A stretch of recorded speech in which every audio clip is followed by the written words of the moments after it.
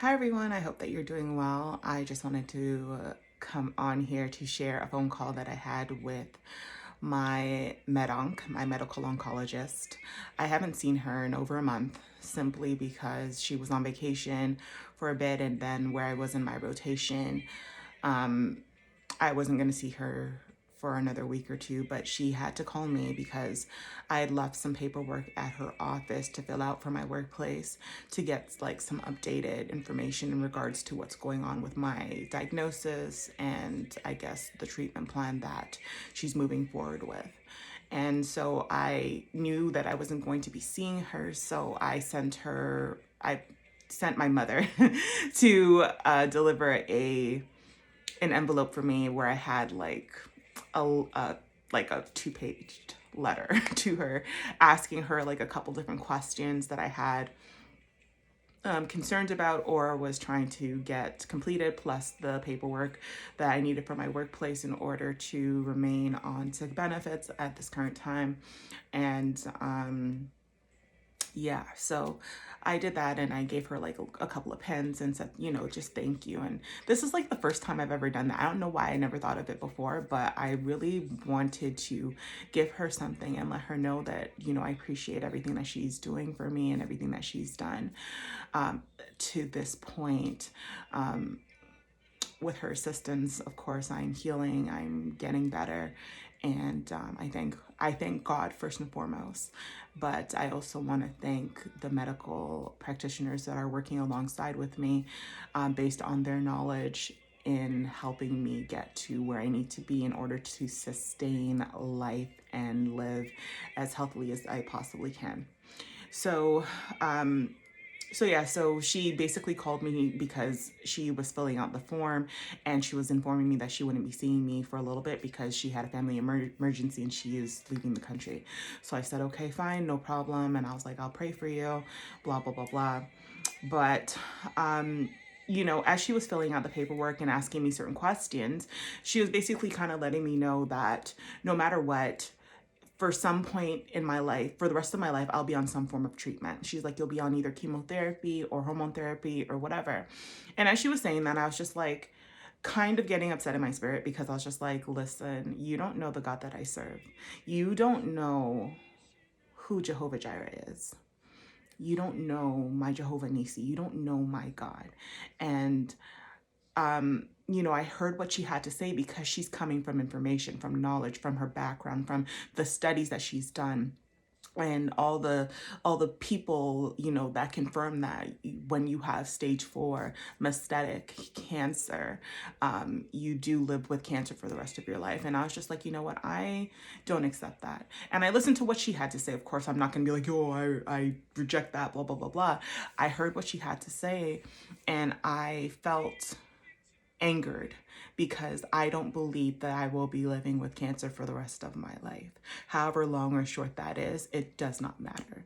I plan on being completely healed, and that is my plan. And I pray that's the Lord's plan for my life as well, because I want to be the exception to the rule.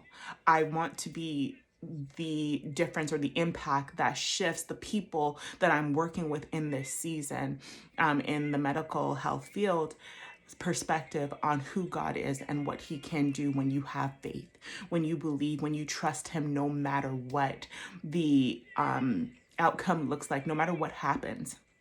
It's not even about the outcome.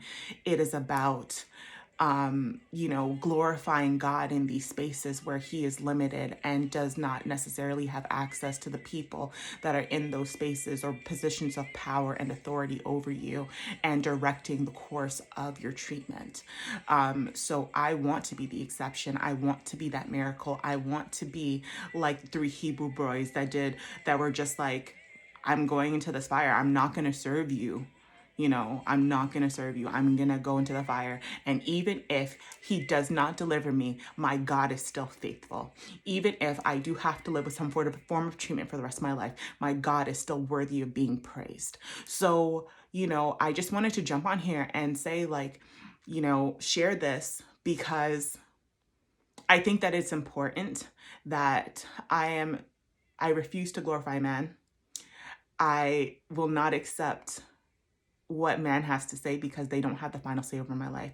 They don't have a say in my healing. People that they said, oh, would only last a couple of weeks, years later, they're still here. You know what I mean? We're in our humanity, we can get it wrong. We can only go based off of the knowledge that we have present in front of us. And I appreciate her input. I appreciate her willingness to talk with me and even do a phone call with me, simply because she knew that she was not going to see me in the next rotation. But I believe that God can do all things as long as I trust and believe.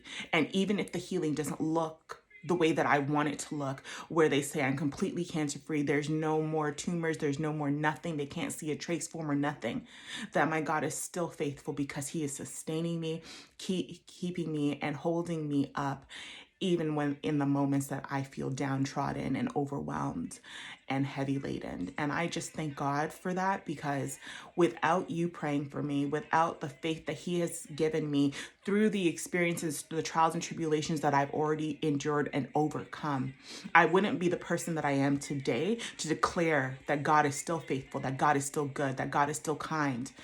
You know what I mean? I feel like if I hadn't gone through the first experience of cancer, I wouldn't be this version of myself. And I thank God for this version, because this version of myself is who I always wanted to be, but didn't know how to become. And through the catalyst of cancer, through the catalyst of being sick and inflicted with disease, I got the opportunity to become this version of myself. So I just want to encourage you that no matter what you're facing in this day, that you have the power to overcome through your words, through your mind, through your mentality. Your mindset matters, and that is what I believe truly makes the difference. So people will have all forms of things to say, but they don't have the final say over your life and how everything's going to pan out. I don't know how this is going to turn out, but I know that no matter what, I am grounded and rooted in the thought process of glorifying God through it, because the first time I didn't do that. I was silent. I didn't sing, I didn't worship, I did not do, I just was, the weight of it all was on me. But now I have the opportunity to redo that and change the way that I did it the first time. And this time I'm praising my way all the way through, because failure is not an option. I don't have another choice.